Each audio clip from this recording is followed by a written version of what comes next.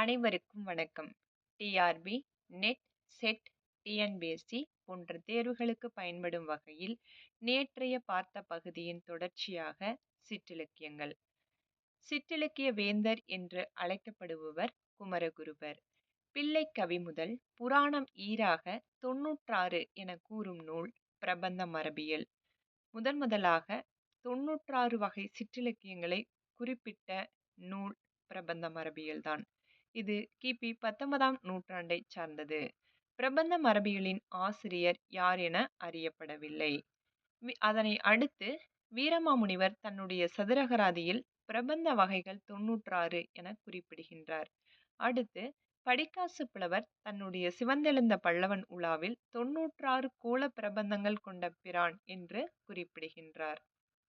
பழைய வெண்பா ஒன்றில் வெண்பாவிற்கு புகழேந்தி பரணிக்கோர் சயங்கொண்டார் விருத்தமென்னும் ஒண்பாவிற்கு உயர்கம்பன் கோவை உலா அந்தாதிக்கு ஒட்டக்கூத்தன் கண்பாய கலம்பகத்திற்கு இரட்டையர்கள் வசைபாட காளமேகம் பண்பாக பகர்சந்தம் படிக்காசுவாள் ஒருவர் பகரோனாதே என குறிப்பிடுகின்றது.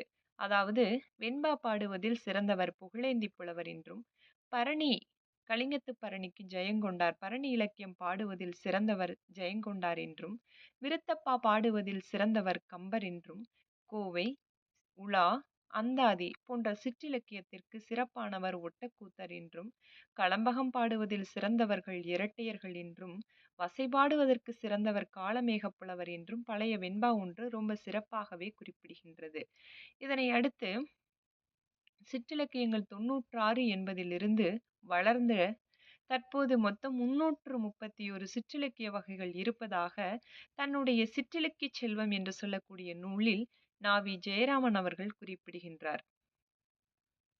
இவற்றோடு நாவி ஜெயராமன் அவர்கள் தொல்காப்பியர் காலத்தில் இடம்பெற்ற சிற்றிலக்கிய வித்து சங்க காலத்தில் ஆற்றுப்படையாக முளைவிட்டு 5ஆம் நூற்றாண்டில் துளிர்த்து 7ஆம் நூற்றாண்டில் கோவை செடியாகி 8ஆம் நூற்றாண்டில் உலாவாக மரமாகி 9ஆம் நூற்றாண்டில் களமகமாக கிளைத்தது 11ஆம் நூற்றாண்டில் சதகமாகவும் பரணியாகவும் அரும்பி 12ஆம் நூற்றாண்டில் பிள்ளைத்தமிழ் மொட்டாகி 14ஆம் நூற்றாண்டில் தூதாக பூத்து 16ஆம் நூற்றாண்டில் பல்லாக காய்த்து 18ஆம் நூற்றாண்டில் குறவஞ்சியாக கனிந்தது என்று தன்னுடைய சிற்றிலக்கிய செல்வம் என்று சொல்லக்கூடிய நூலில் நாவி ஜெயராமன் மிக சிறப்பாக ஒவ்வொரு காலகட்ட அடிப்படையில் எவ்வாறு சிற்றிலக்கியங்கள் வளர்ந்தது என்பதை மிகச் சிறப்பாக குறிப்பிடுகின்றார்.